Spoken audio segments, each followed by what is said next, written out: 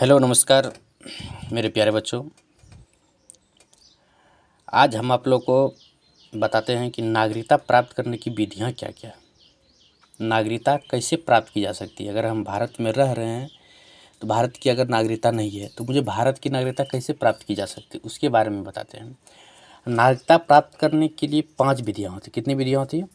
5 विधियाँ होती हैं। जैसे कि आप लोग कुछ जानते भी होंगे। नागरिकता प्राप्त करने की कितनी विधियाँ? तो 5 विधियाँ। जन्म के आधार पर भारत में जन्म लेने वाले सभी बच्चे को नागरिकता दी जाती है यदि उनके माता पिता भारत के हों।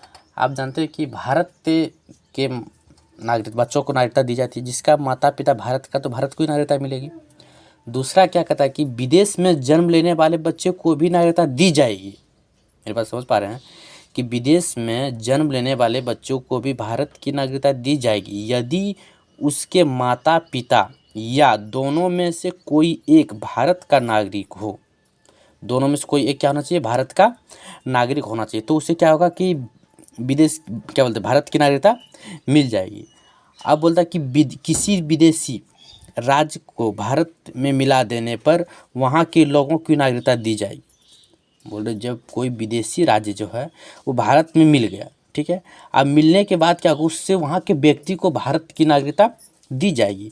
सिक्किम का भारत में विलय होने के बाद वहाँ के निवासियों को दी गई। सिक्किम का जो है भारत में विलय होने के बाद वहाँ को निवासियों की किसकी नागरिकता मिली? भारत की नागरिकता। वैसे नागरिकता बांग्लादेश में परगाना जिले की को नागरिकता मिला। किसको मिला? बांग्लादेश में किसको मिला? परगाना जिले को नागरिकता मिला। चलिए चौथा क्या है? पंजीकरण विधि। इस विधि द्वारा नागरिकता प्राप्त करने के लिए व्यक्ति को 5 साल तक लगातार भारत में रहना होगा। इस विधि द्वारा राष्ट्रमंडल देश को नागरिकता दी जाती है। किसको दी जाती है? राष्ट्रमंडल देश को। राष्ट्रमंडल पंजीकरण विधि द्वारा किसकी नागरिकता दी जाती है? राष्ट्रमंडल देश को देते। मतलब करा कि इस विधि द्वारा नागरिकता प्राप्त करने के लिए व्यक्ति को 5 साल तक लगातार भारत में रहना होगा। इस विधि द्वारा राष्ट्रमंडल देशों की नागरिकता दी जाती है। देशीकरण क्या है? देखिए देशीकरण विधि, 5वां विधि क्या है? देशीकरण विधि। वैसे व्यक्ति जो भारत में किसी एक भाषा को जानता हो, भारत के किसी जो से वैसे व्यक्ति जो भारत के किसी एक भाषा को जानता हो, भारत के प्रति सकारात्मक सोच रखना चाहिए। नेगेटिव सोच नहीं, सकारात्मक सोच मतलब पॉजिटिव सोच रखना चाहिए। वैज्ञानिक या कला में निपुणता, मतलब वैज्ञानिक और कला में क्या निपुणता होना चाहिए, मतलब निपुण होना चाहिए। के साथ साथ वह 10 साल तक लगातार रह रहा हो। मतलब भारत में लगातार कितना साल तक रहना चाहिए? जो व्यक्ति भारत में 10 साल तक लगातार रह रहा हो उसे भी नागरिकता दी जा सकती है। लेकिन उसके साथ कंडीशन क्या है कि वो वैज्ञानिक या कला में निपुण होना चाहिए। और क्या भाषा कोई एक भाषा के लिए वो जानकार होनी चाहिए, एक भाषा की जानकार होनी चाहिए। ये 5 विधि था भारत की नागरिकता प्राप्त करने की विधि। कितना विधि था? 5 विधि। और एक आपको बताते हैं हम आपको कि ये होता है ओवरसीज।